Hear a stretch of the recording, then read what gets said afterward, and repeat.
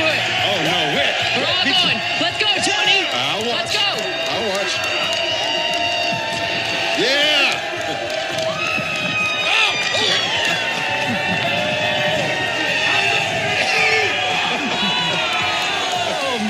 Have fun. Only Jameis Winston would do that. You're the best.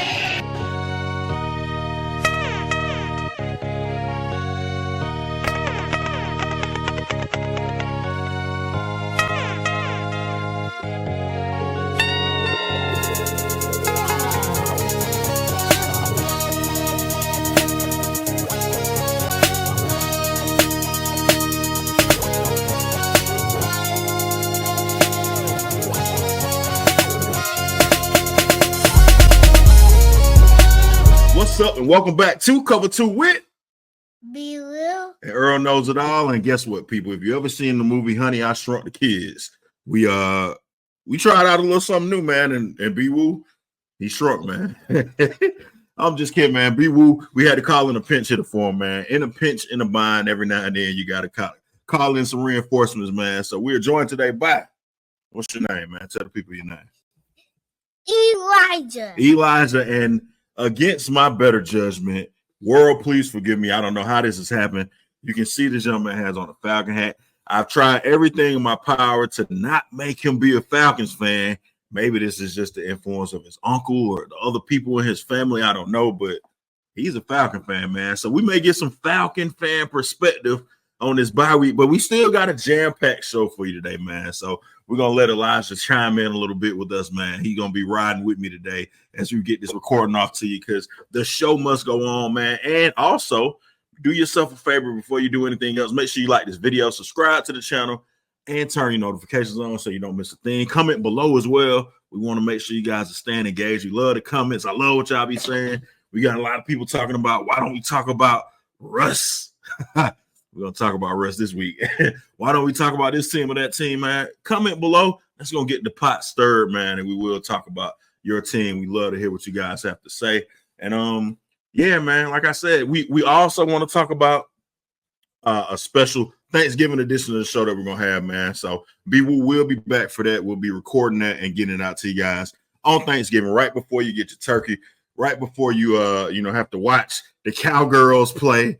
Or, the Detroit Lions, I guess it's a good thing this time if you're watching the Lions, man. Or before you get cozy before that third late night game as well, man. So, yeah, how we start the show off usually. I know you're usually in the background watching this, so we ask, how you doing, man? How are you feeling? How you feeling today, Elijah? Good. You feeling good? I mean, the Falcons didn't lose this week, so that's a good thing, right? Yes. They had a bye week, though. They didn't play, so I guess that's why. What do you think about that? Yeah, I guess. Now, do you know the team that I like to root for? Can you remember the team that I like to root for a lot? It's a bird, too. I don't have my hat with me this time. You don't remember. Well, it's the Eagles. We're going to talk about the Eagles a little bit, man. Now, on our docket, we had planned for BeeWoo to answer for his 49ers and Mr. Kyle Shanahan as they lost another game and they continue to struggle. So we'll get into all that as well, man. So the first thing we got to do, Elijah, man, on this show, we talk about football, of course, cover 2. I told you, I'm an Eagles fan. We'll get into that. But I want to talk about one of my favorite people in the world, man. Probably my favorite football player and maybe my right now, man. One Mr. Jameis Winston of the Cleveland Browns, man. Now, the Cleveland Browns got a huge upset victory on this past Thursday against the Steelers, and we got some Steelers fans, and specifically we got some Russell Wilson fans who like to say we don't talk about Russell Wilson enough.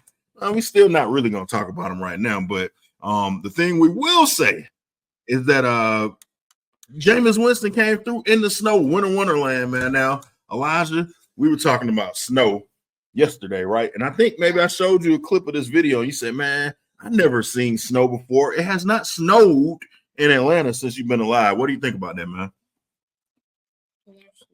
No snow? You say you do want to see some snow, though. Yes. Well, what if you play? I never see snow ever. Never seen snow ever. But ever in my life. However, if you had an opportunity to play football in this kind of snow, what would you think about that, man? You think that would be a cool thing? Yes. All right, we're gonna go to this video and see exactly what's going on here with this play. Now, this was a huge play. Jameis Winston had an opportunity to kind of talk about some of the things that were going on, and like we said, we see the snow coming down here. It's just captured so well, man. You get snowfall, and this is what football is about to me, man. How do you feel about that? You're not really a football player yet, but you like to watch football a little bit, right?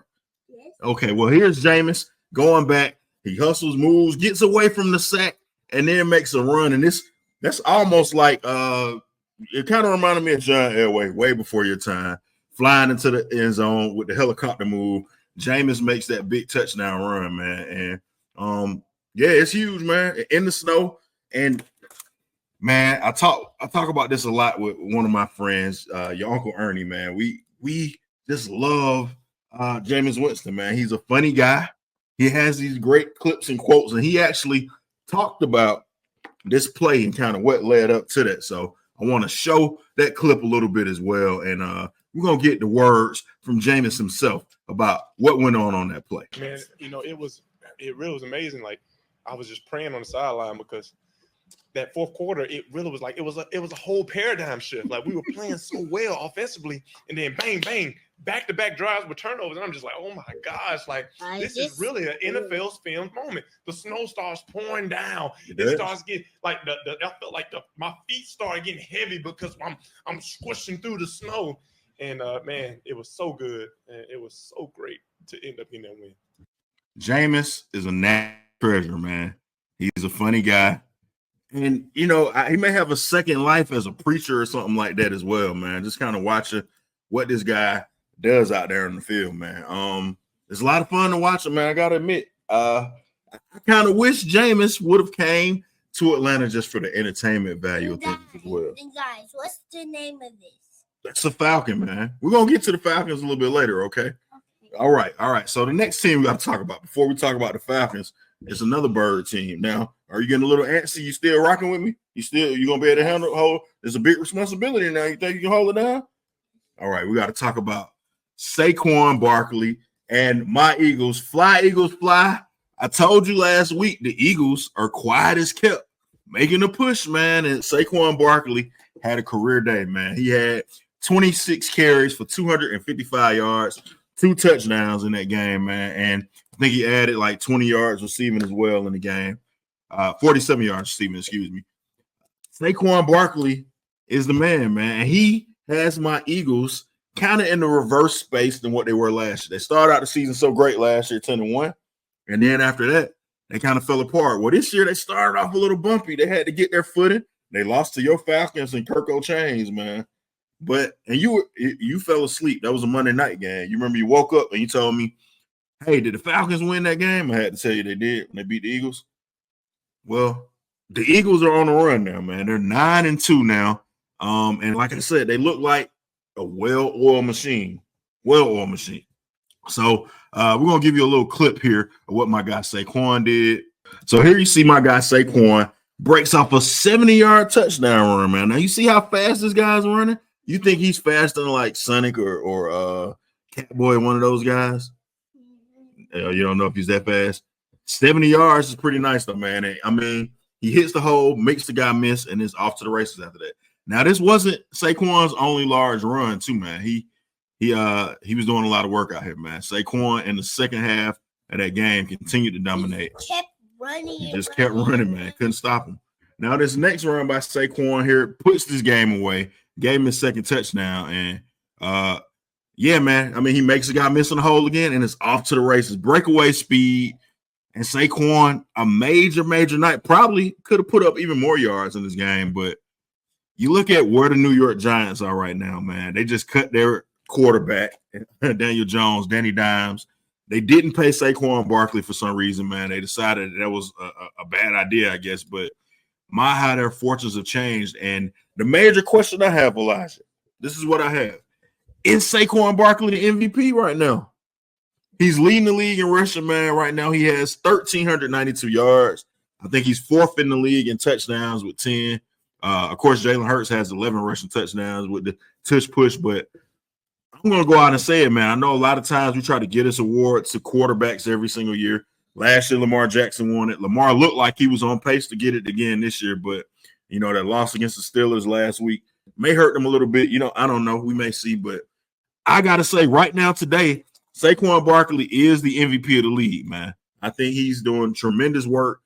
He's making a team that was maybe one piece away look like they may have an opportunity to challenge a team like the Detroit Lions, man. So I'm going to go out on a limb right now and say that I think Saquon Barkley is the MVP. And if he continues on this, I saw he was projected to go for 2,000 yards, over 2,000 yards, based on what he's doing right now this season.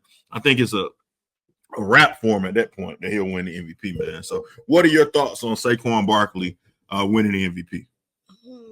You just saw those 2 runs that he had, a 70-yard one in the first half. He broke off another big one at the end of the half. At the end of the fourth quarter. That's tough to do. Guys, what do you think about this? Well, that's a perfect question. I'm glad you guys comment below. Tell me what you think about Saquon Barkley being the MVP. I know I've seen a lot of the talking heads today kind of come up with this. I guess we're all on the same wavelength as far as seeing what Saquon is doing. But you guys comment below. Tell me who your pick is right now for the MVP. Is it Jared Goff? Am I tripping? Should Jared Goff, best player on the best team, maybe the best player? A lot of people may not say he's the best player, but quarterback on the best team, should he win it? Is it somebody else, man? Do you think it's Lamar Jackson still maybe? Is it Patrick Mahomes? He's having a kind of down season. Is it Derrick Henry who's been having a great year? May not even be the best running back, so can we give it to Derrick Henry? Yeah. Good open question. You guys comment below. Tell me what you think, man. Now, as we transition to this next game, if you watch this show, we like to kick the Cowboys back in, man. But the Cowboys were victorious, surprisingly enough, in their victory. And a lot went on in this game, man. This game was kind of drunk a little bit, Elijah, man. Have you ever seen a drunk football game before? Well, this was one. If you was watching this, you would have seen it, man. We saw 2 kickoff returns in this game for a touchdown. One was a 99-yarder. Let's get into that one and take a look at it. Because you see here, a 99-yard kickoff return. The score was 20-17 at this point. And you kick a squib kick, the guy gets loose, and he is off to the races, man. And the Commanders, they lose another game, first and foremost, man. I think this is their 3rd straight loss now. You let Turpin pick this ball up, take it back 99 yards. The new kickoff return rules allow for this to be more of an opportunity now. And we see this goes back for a kickoff. Now, later on in the game, at the end of the game, we also saw a onside kick go back for a kickoff return as well from the Cowboys in this game. But the other play I want to show is 26-17 at this point. Extra point is good, 27-17. Later on in the game, it's 27-20. We got potential offensive player of the year, rookie of the year, and Jaden Daniels leads his team down the field with a huge touchdown pass to his top receiver, McLaurin. And, well, I'm just going to let this play out for you. Let's first watch this touchdown pass, which was amazing play here. It was 27-20. Jaden Daniels goes back, looks, avoids the pass rush, gets it down the field. What kind of coverage are the Dallas Cowboys in? I have no idea, but you see the clock ticking down. There's 21 seconds left. All you got to do, Dan Quinn putting up the one, all we got to do is kick the extra point now. Tie this ball game up. Let's go to overtime. Now, I've heard a lot of people foolishly say they should have went for 2. You're at home, first and foremost. You don't go for 2 to try to win this game. And they would have killed Dan Quinn if he went for 2 and they didn't get it. Now, I know the field goal kicker had been struggling, but like we say, man, another week, the kicker blows a game, man. It's tough. And the kickers are people too, Elijah, right? That's what they tell me. Yes. Yeah, but they keep blowing games, man. And this is not what you want to see from your field goal kicker, man. So after you see that great touchdown run by McLaurin, the kicker lines up and hooks it to the left, man. Wide left. Yes, put your hands on your head, man. You should be forced to walk home from the stadium. I know this is a home game, but you got one job as the kicker, man. You cannot miss the extra point in that particular spot. This is a team that's trying to get to the playoffs. And the bigger thing is we saw this with Koo.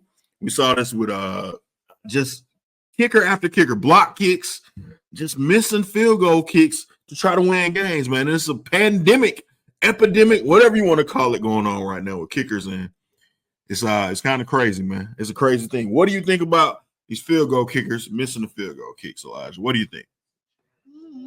You don't know.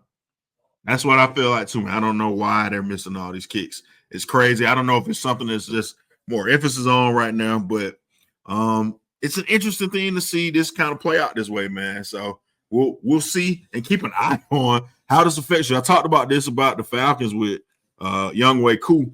If you're a playoff team, and this is a team that their kicker won them a game too, like a lot of people say. He hit 6 field goals in a game, or 7, I think, earlier this season to win a game for them. But you got to be able to depend on your kicker in those clutch spots, man. You saw Dan Quinn put up the one right away.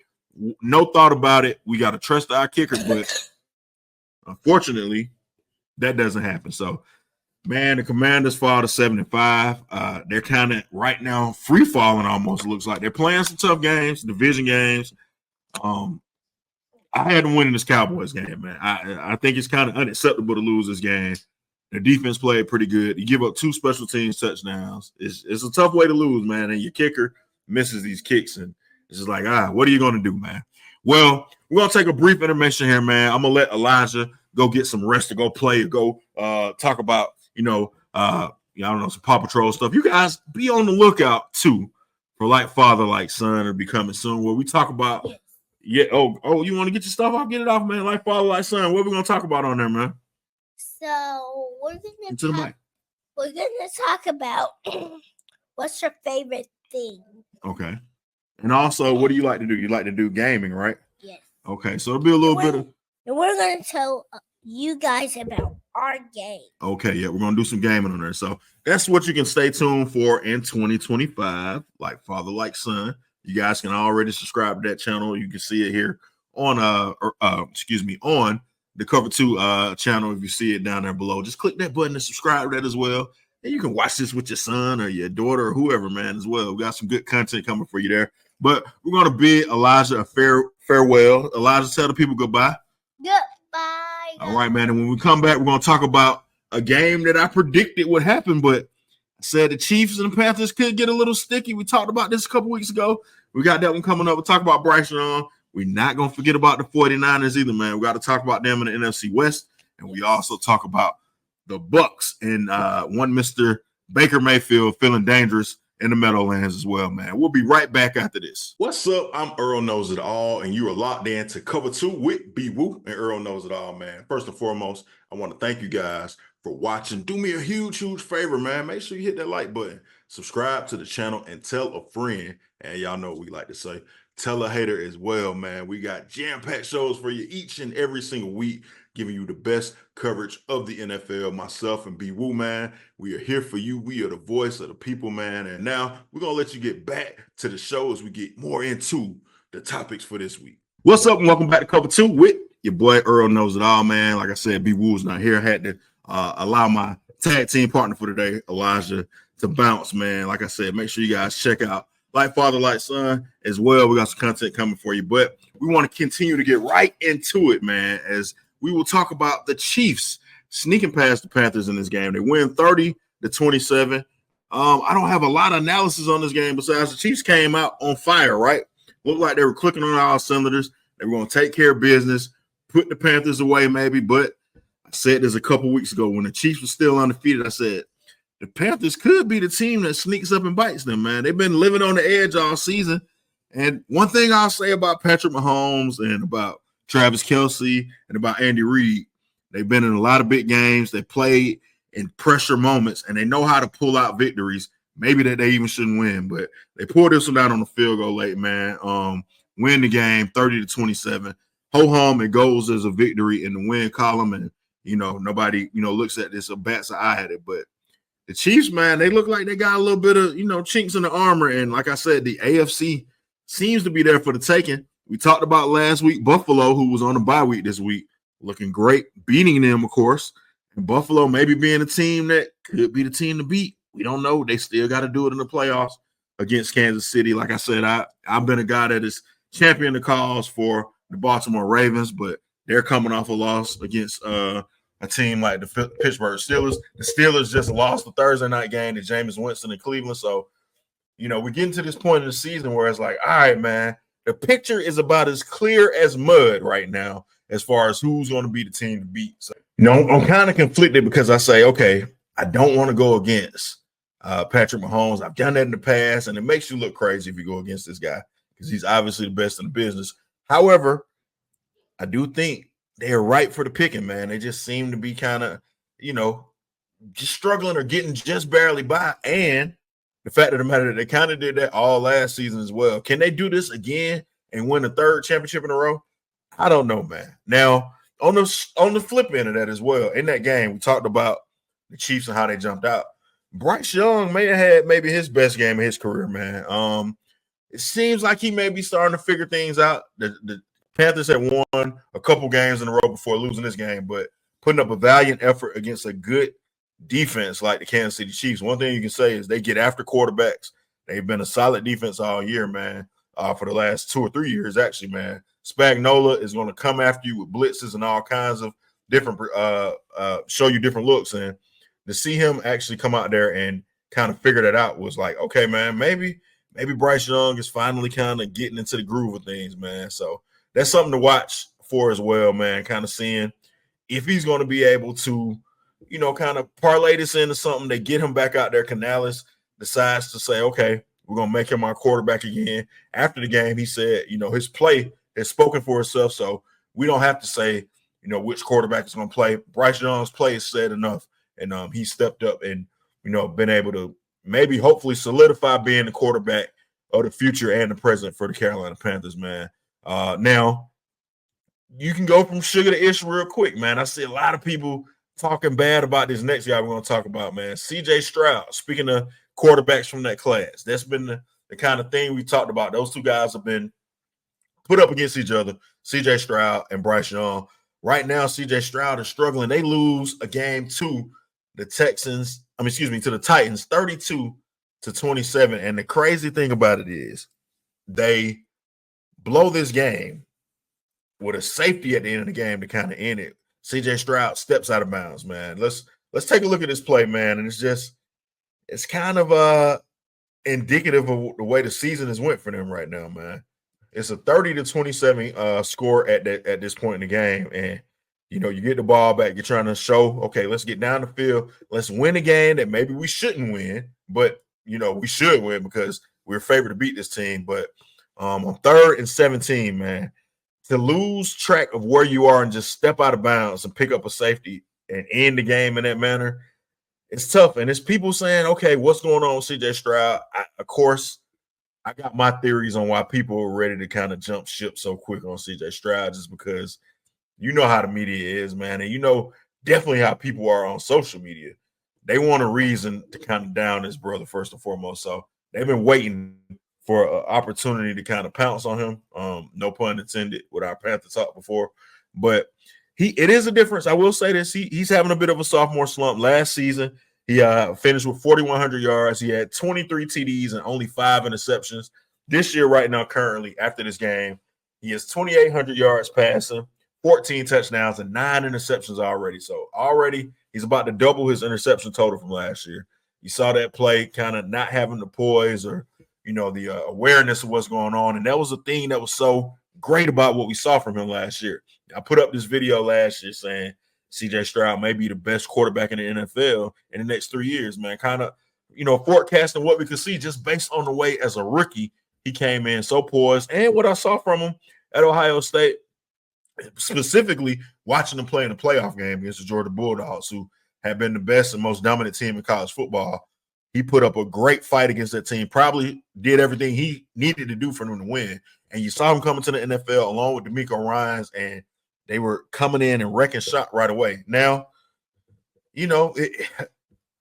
growth and development is not a linear thing. So sometimes you can take some bumps in the road and you got to go through a little bit of adversity to kind of get to where you need to get to. So I'm not ready to abandon ship on CJ Stroud yet, man. I feel very confident about his ability going forward. Now, they're going to win that division. It's a bad division. They got Jacksonville coming up. They should hopefully get back on track against them. But it's something to look for, man, to kind of see what these guys are going to be able to do in the future. And specifically, what's CJ Stroud going to be able to, is he going to be able to get out of this slump? Is he going to be able to kind of win over the fans? I hear in Texas and Houston specifically, it's a couple people that maybe aren't happy or saying he podcasts too much, or he didn't put Josh Allen in his top 5. I mean, who cares about all that stuff, man? The guy's a phenomenal young quarterback, phenomenal young talent. So we'll stay tuned and see what he's doing there, man. And speaking of phenomenal young talent, speaking of boy geniuses, speaking of wonder cuns, as they say, or wonder kids, whatever the term is, my guy, you see right here, we got BeeWoo defending your 49ers. This is probably why BeeWoo had some trouble getting here today, because he knew this was on tap. He was going to have to come defend his boy Kyle Shanahan. The 49ers lose another one, got spanked up in Lambeau by the Packers, man. And again, like I said, man, couldn't happen to a better group of people, man. Specifically Kyle Shanahan, man. I delight in all the failures that Mr. Shanahan is experiencing. And it looks like, to me, the 49ers are cooked, man. I said that last week. They continue to prove me right that they're cooked. Now, I know people will say, oh, they got a lot of injuries, or, oh, this has been – it doesn't matter, man. They are cooked as cooked could be, and it couldn't happen to a better group of people, like I said. Specifically Kyle Shanahan, man. The boy genius has not been able to pull any rabbit out of his hats this time around, or come up with any, great schemes that you can just throw any quarterback in there and he'll win it, or throw any player out on the field. It's his system that makes things work. Heard about how genius this young man Kyle Shanahan is. But since BeeWoo ain't here to defend the 49ers, I'm gonna kick that back in some more, man. And the funny thing is, man, that NFC West each week is like a round robin, so it seems, man. You get the 49ers who look good a couple weeks and they may move to the top. Then you get Arizona, who had won 4 in a row with Kyler Murray. They were in first place, and then they run into the Seattle Seahawks, who at one point were great, and then they looked horrible, and now they're back on top of the division, man. The Rams at one point looked good. We just showed you them getting smacked by the Eagles. I don't think anyone wants to win this division, man. It's going to be probably much like the NFC South had been, and probably still is from the looks of it, a division that could be won by a team that's under 500 when you look at it. It could be a 9-8 team or 8-9 team that wins this division. They all keep beating each other. And right now, Seattle is the team that's in first place. They've kind of got some momentum going. Geno Smith has some things going. Their defenses look good. They got some weapons with DK Metcalf, man. The kid Smith, the hyphenated guy. I forget his name right now, but he's looked good at wide receiver as well. They got a 2-headed monster at running back. So, Seattle could be the team. I still like Kyler Murray, man. I would love to see Kyler Murray get a chance to get in the playoffs, because he's just an exciting player to me. I don't know why people don't like Kyler Murray. The problem is Arizona doesn't have a lot around him, though. They got James Conner, who's a decent running back. You drafted Marvin Harrison Jr. He's still a young guy trying to figure things out, but they got to get some more weapons around him. I think the tight end caught 14 passes, I think, in the game on Sunday. So, if you get a couple more weapons around Kyler, I think maybe they can make some noise. But like I said, this division's up for grabs. Who knows who's going to win that division, man? It can go either way. It'll probably go down to the final weekend of the season, and before we determine who's going to win that division, man. Speaking of other divisions that are struggling a bit, the Atlanta Falcons had a bye week. As you saw Elijah with his Falcon hat on earlier, man. They didn't lose, so that's the good news. But the bad news is the Bucs are back on your heels, man. Only one game back, and essentially, I know it's 2 games because you swept them, so you got the head-to-head matchup. Falcons should still win this division, right?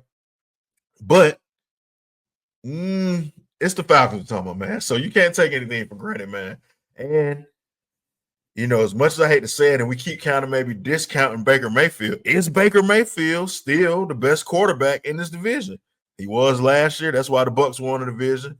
Before they had old man Tom Brady, who, despite being 178 years old, he was the best quarterback in the division. And that's how the Bucs keep winning it. The Bucs could sneakily get back in here and win this division. The Falcons don't handle their business. Coming off this bye week, Raheem Morris, you guys got to get back into the mix, man. Kind of get it going. Offensively, Zach Robinson, we need to see something from your offense. Maybe run the ball a little bit more. Keep that defense off the field. And we talked about the pass rush, till we've been blue in the face, man. So I'm tired of repeating myself on that. But no pass rush, no guys to cover. you made Bo Nix look like I said, the second coming, man. So, are you worried as a Falcon fan right now? You got the Bucs down by 1 game. Everybody else in your division is under 500 still. And you're right there sitting at 6-5. And I guess the Bucs now are 6-6, but you're 6-5. Are you worried as a Falcon fan? Do you think, hey, maybe it's time to get a little nervous right now? If I was a Falcon fan, which I'm not, as you know, I would be very worried because I've seen this movie over and over again, man. And unfortunately, man, they build you up to let you down, man. Now I think they have the talent and the players to win this division. They should, but I will say this: I'm gonna call a couple guys to the carpet here. Mr. Kirk O'Chains, everyone loves him, swag surfing and all that stuff. You got to earn that money that you're getting now, man. $100 million guaranteed. This is where you got to be the $100 million quarterback. And this is where, if you've been a Washington football fan before, or you've been a Minnesota Vikings football fan before, you probably know that this ain't where Kirk kind of shows up at his best, where, when things get tight. So if I'm a Falcon fan, I'm very worried right now, man. I'll be honest with you. All the Falcon fans in my life, I told you I tried to stop my son from being a Falcon fan. I don't know why he roots for these guys, but maybe he likes the colors. I don't know. You heard him asking about your favorite color earlier. Yeah, I would be very worried if I was a Falcon fan, man. I just don't. There's no way they can lose this division, right? But it's the Falcons. That's what you got to account for. So anything is possible, man. To quote the great Kevin Garnett and later Jason Tatum, anything is possible, man. So be on the lookout for that, man. They get back into it week 13 against the I was going to say San Diego Chargers. Now, the beauty of that is we can get right into our Monday night predictions. The Chargers, I got one rule. I got a couple rules, but one of my favorite rules is don't trust the Chargers. So as we talk about and transition into the Chargers, I'm predicting the Chargers will be coming off a loss, even though they're playing at home against my Baltimore Ravens, man. I think the Harbaugh Bowl will go this way. Baltimore Ravens get back on track after losing the game. They shouldn't have lost to the Steelers. They right the ship. They get it back together. Longer week to kind of prepare for this thing, and I think they handled the business out in L.A. Unfortunately, in L.A., it's not really a home crowd advantage for the Chargers, so you shouldn't have to worry about being in a hostile environment like you were last week against Pittsburgh. It's a dome situation, so Justin Tucker, that's the other kicker I forgot about. Justin Tucker, get yourself together, man. Make sure you can make some kicks. And I will say this. I hope Zay Flowers does nothing in this game because I need to win my fantasy game. But give Derrick Henry the ball. Feed the beast. Let Lamar Jackson do his thing. And then, move the ball around. Rashad Bateman. You got Lively. You got Andrews. Anybody but Zay Flowers. Don't give him the ball. But like I said, I think Baltimore wins this game. I think John Harbaugh wins the Harbaugh Bowl again. He's done it in the Super Bowl. He does it in this Monday night game. And then to circle back around, Falcons fans, you got a wounded, hopefully, team coming into your stadium next week, and you can kind of get back on track. But you guys tell me what you think below, man. We'll see. If you're watching this now, you'll know if my prediction was correct about the Baltimore Ravens. But let us know what you think, man. I want to thank you guys. Since we celebrate Thanksgiving this week, I just want to say we're thankful for each and every one of you that have tuned in, have watched a second of this show, have watched the shorts, have told a friend, have told a hater about us, man. We appreciate you guys, man, for watching. Cover 2, Earl Knows It All. All of the content that we're putting out as well, man. Thank you guys. We're extremely grateful. We want to show gratitude to you guys for that, man. And like we said, we'll also be having an special episode on Thanksgiving as well, man. So as you get ready to eat your sweet potato pie, your custard, or, if you know what the other side ain't like pumpkin pie, we welcome you in too. You guys make sure you enjoy that and get prepared to watch our special Thanksgiving episode as well. We're probably going to kick the Cowboys back in. So if you're a Cowboy fan, pull up a seat, man. We want to hear from you as well. Do yourself a favor, man. Make sure that you like this video, subscribe to the channel, and turn your notifications on so you're not missing a thing. As we always say, make sure that you tell a friend, and most specifically, tell a hater, because we love the haters too, man. You guys be good. Have a great rest of your week. We will see you on Thursday. Make sure you do not miss us. right before you sit down for your turkey. You guys have a wonderful, awesome rest of your week. Thank you. We'll see you later.